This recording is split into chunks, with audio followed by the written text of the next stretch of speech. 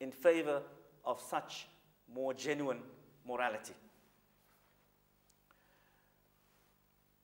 I want to say that, xenophobia is part of a larger problem, that of othering. As we've said, we've struggled with the definition of xenophobia. We've had a number of them. But I would want to say, for me, it means othering of people from another country. And all othering, in fact, are connected. Othering on the basis of the color of one's skin. Othering as a result of gender, saying that females are inferior beings. Or othering because people follow other traditions, which sometimes we call in English bigotry. Your hatred for people from another faith. I think they're all connected. And one of the challenges for us in the religious community, especially since this is an interreligious conference and a conference between Muslims and Christians, when we're looking at ourselves as well. And, one of the things perhaps that I noticed as well is, among refugees, there were also some interreligious strife in the camps. Questions about, food and so on. In one of the mosques in Salt River, for example, where refugees were kept. Some of the Muslim refugees didn't want Christians to be kept in the mosque. Of course, they brought these kinds of, and that's a challenge for us, right? That's an opportunity for us also of educating and rising to a higher level of spirituality and faith. Now, one of the ideas that we have also is in interreligious dialogue is the idea of reading the sacred texts of the other religious tradition.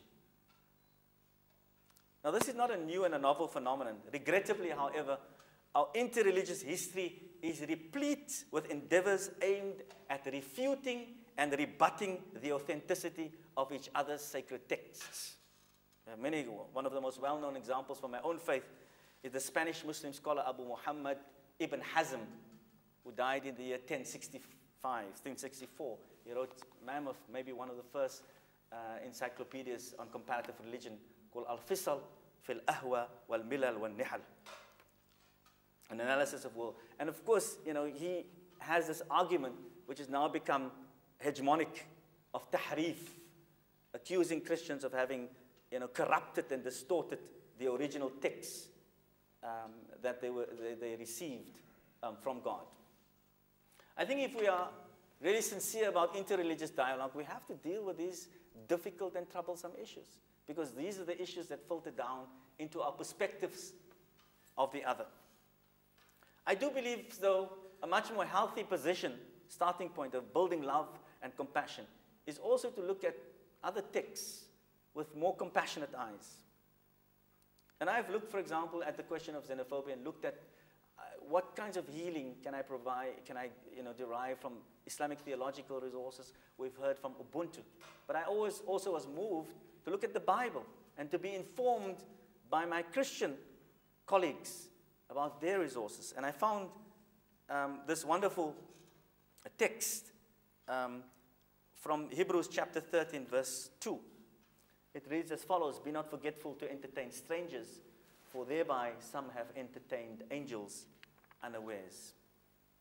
This passage is one of many biblical texts that provide theological foundations for what has been described, as we have heard, of the Christian doctrine of agape or philos, a profound teaching indeed. As a Muslim scholar, of course, I found myself instinctively drawn to begin with a linguistic analysis. Usually when we look at texts, we look lughatan, what is the meaning of this word? And we have already heard that the word philo means love or friendship. But it does not simply mean, hospitality. It is not a mere sentimental response to the other, but truly love for strangers, as opposed, for example, to xenophobia, Philoxenia. The biblical teaching is therefore clear: giving hospitality, loving kindness to strangers who are always seen to be as children of God, even the presence of God, with the consequence of blessing, establishes itself as a pattern early on in the Jewish tradition and hence in Christianity. And in order to appreciate the contextual significance of this passage, biblical scholars inform us that we need to trace it back to the book of Genesis, chapter 18, verse verses 1 to 15, and the visit of 3 strangers to the great patriarch Abraham. And the passage reads as follows. Can we move the next one? The Lord appeared to Abraham by the oaks of Mamre as he sat at the entrance of his tent in the heat of the day. He looked up and saw 3 men standing near him. When he saw them, he ran from the tent entrance to meet them and bowed down to the ground. He said, "My Lord, if I find favor with you, do not pass your servant by. Let a little water be brought and wash your feet and rest yourselves under the tree. Let me bring a little bread that you may refresh yourselves, and after that you may pass on, since you have come to your servant." So they said, "Do as you have said." And Abraham hastened into the tent to Sarah and said, "Make ready quickly 3 measures of choice flour, knead it and make cakes." Abraham ran to the herd and took a calf, tender and good, and gave it to the servant, who hastened to prepare it. Then he took curds and milk and the calf that he had prepared and set it before them, and he stood by them under the tree while they ate. The passage goes on. From the above passage, we learn that Abraham may not have understood who these strangers were. But in the most profound sense, these strangers represented the presence of God. And the consequence is a blessing for the barren Sarah, the child Isaac. The biblical teaching is therefore clear.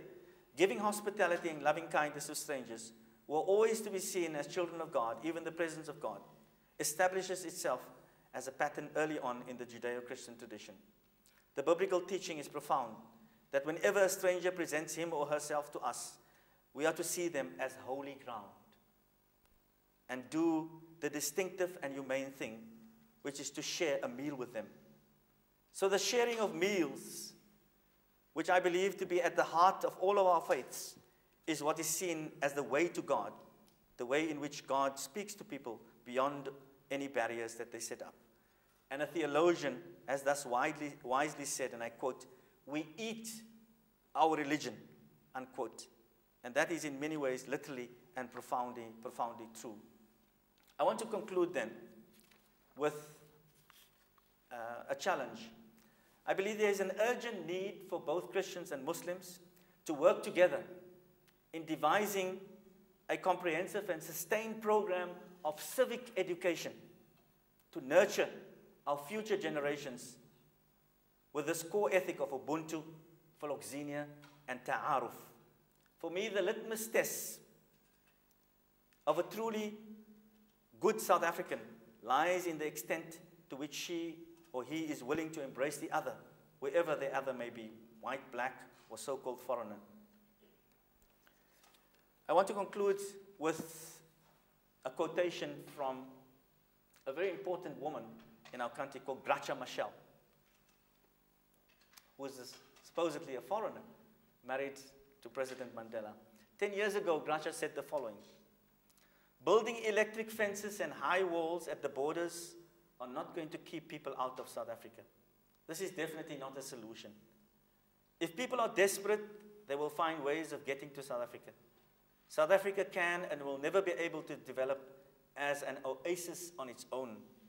If it wants to prosper, it will have to take the other countries with them. South Africa should encourage its own industries as well as international investors, not only to invest in this country, but also in the neighboring countries. If South Africa does not spread its riches to its neighbors, the poverty of its neighbors will be spread to South Africa." Thank you very much.